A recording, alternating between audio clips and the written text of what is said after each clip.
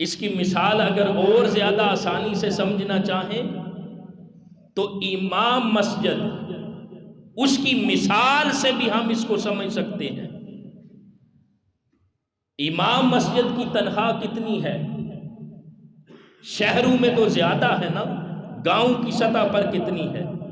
5,000، 10,000 یا 15,000، اس سے زیادہ نہیں۔ لیکن اس کے اندر کچھ ایسے بھی ہیں جو صرف آڑی سامنی، جس کو ہم بولتے ہیں، اس پہ رہ رہے ہیں، لیکن پھر بھی وہ شکایت نہیں کرتے کسی کو، کسی کے سامنے جا کے وہ رونا نہیں روتے۔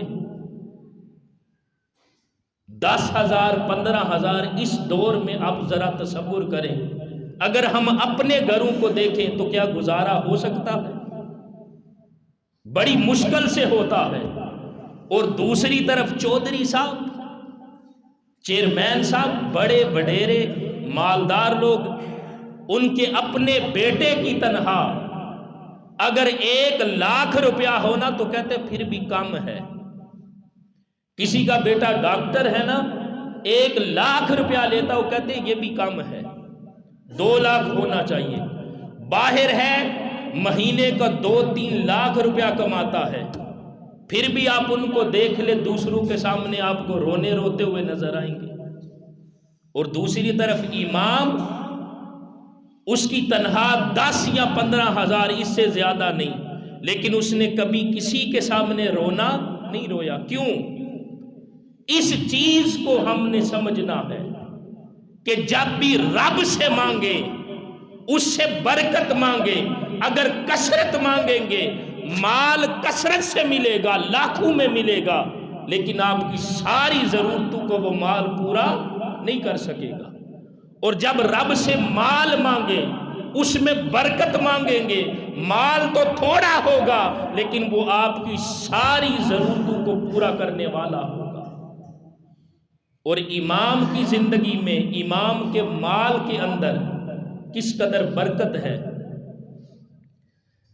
اس وقت کہتے ہیں اگر سب سے زیادہ کسی کی حلال کی روزی ہے تو وہ امام مسجد کی ہے۔ یعنی اگر آپ امام کے گھر سے کبھی کھانا کھائیں تو سمجھ لیں کہ میں نے حلال کھایا ہے۔ اگر باہر سے کسی کے گھر سے کھائیں گے تو شک ہو سکتا ہے، لیکن امام کے گھر سے اگر آپ کھائیں گے تو اس کی روزی پر آپ کو شک نہیں ہوگا۔ لیکن اس کی مقدار مال کی تو کم ہے،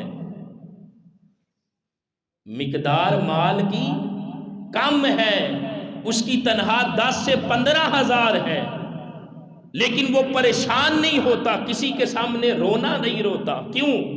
اس لیے کہ اس کے تھوڑے مال کے اندر اللہ رب العزت نے برکت ڈال دی ہے، اور دوسری طرف لاکھوں کروڑوں میں کھیلنے والے ہیں، وہ پھر بھی پریشان نظر آتے ہیں۔ کیوں؟ مال کی کثرت ہے لیکن اس مال میں برکت نہیں ہے۔ ہمارا معاشرہ، ہر دوسرا بندہ رب سے مال کی کثرت مانگتے ہیں، کسی پیر کے پاس جائیں مال کی کثرت مانگتے ہیں، لیکن جب مال رب سے مانگے، کثرت بھی مانگے، لیکن اس سے کئی گنا بڑھ کر اس مال کے اندر برکت مانگے۔